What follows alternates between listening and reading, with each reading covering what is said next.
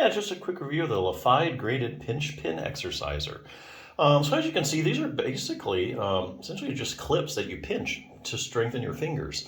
Specifically, like in medical terminology, you'll be increasing your pinch strength. Okay, this is a set of 5, and you get 2 of each, so you get 10 pieces, and you get like 2 of the yellow, 2 of the red, 2 of the blue, and so on.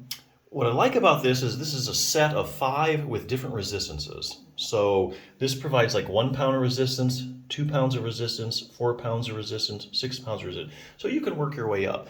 That's really, really important because if you're going to get any stronger, okay, let's say they just sold you one of these yellow ones and you're able to do this thing like 20 times, okay? Now, anything over 20 reps, you're building more muscular endurance and not strength, okay?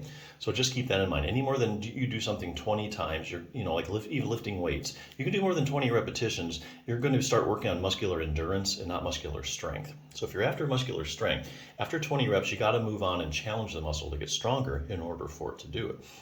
Now let's say you do this one, bought this one, you can do it 20 times, no big deal. So that's this week you do that 20 times, next week you do it 20 times, then the week after that you could do it 20 times.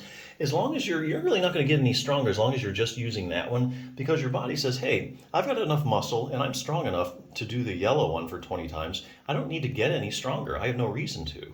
So that's why it's important to have a place to go from the yellow. And then what you do, if you can do this 20 times, move up to the red.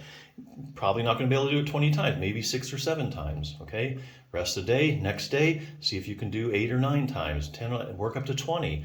Okay, you want to still get stronger? You can do this 20 times, work up to this one. Pinch this one for 20 times in a row when you can do that. And that's what you need. Here again, the name of the game is progressive resistance. And that's why I really, really like sets like this because they give you a place to go. You want to continue to get stronger, you have to have progressive resistance. And that's exactly what this is, progressive resistances. Now, if you have any other thumb issues, this is also getting your fingers strong is great. If you have any thumb issues, this is one of the few known resources. Just wanted to bring it up real quick. The Healthy Thumb Handbook. If you're doing this, if you have like thumb arthritis, there are things you can do for it. I'll show you real briefly. Any kind of thumb problem, either with it, if you don't have arthritis, even just like texting too much, overuse. First part's just basic anatomy. Lots of pictures. If you're a visual learner, you really like this book, and you'll learn all about your thumb joint. So the first thing we're talking about is relaxing your thumb muscles. Okay, so here's the deal. You might have, like, say, arthritis in your thumb, in the joint, but what happens is when the joint gets irritated, the muscles react and then they start getting irritated. So that's why it's so much important to relax your thumb muscles.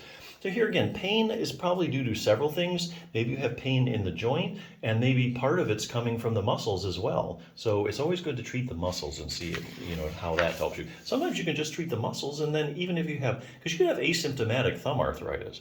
So you might just have a muscular problem. Shows you how to use heat. That's really nothing groundbreaking. But here's something interesting, trigger points. Trigger points are irritable spots in your muscles, like your thumb muscles. And if you can find those, which will show you how to do that, and kind of work those out, that'll get rid of the pain that's coming from the muscles. So ironing out the trigger points is essential when you're treating a pain problem like that. Stretching out the web space, that gets tight if you have thumb arthritis. It just feels good even if you just need a good stretch.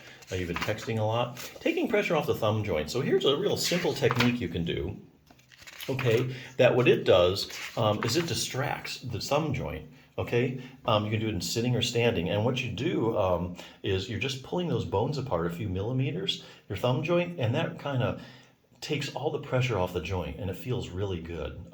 Stretches it a little bit, stretches the joint, gets circulation to it, takes all the pressure off of it so it can heal. So thumb joint distraction is really a good thing. Getting maximal thumb joint stability. Basically, there are 2 muscles that really stabilize your thumb joint. So again, here's, you can put a brace on your thumb. That helps stabilize it. What about getting that internal support? Well, there's 2 muscles, your abductor pollicis longus and your first dorsal interossei muscle. Okay? And those 2 muscles actually attach to the base of your thumb, and they can stabilize your thumb joint. So if you do these exercises, which take less than 2 minutes, okay, they don't really involve pinching, though, I'll tell you that. You can do these 2 exercises, take a couple minutes a day, do them every other day, and week by week, your thumb joint is going to be stronger and more stable, and you won't have as much pain. Also shows you how to increase thumb coordination, ways to take stress off your thumb. So here, another good resource in any kind of thumb problem.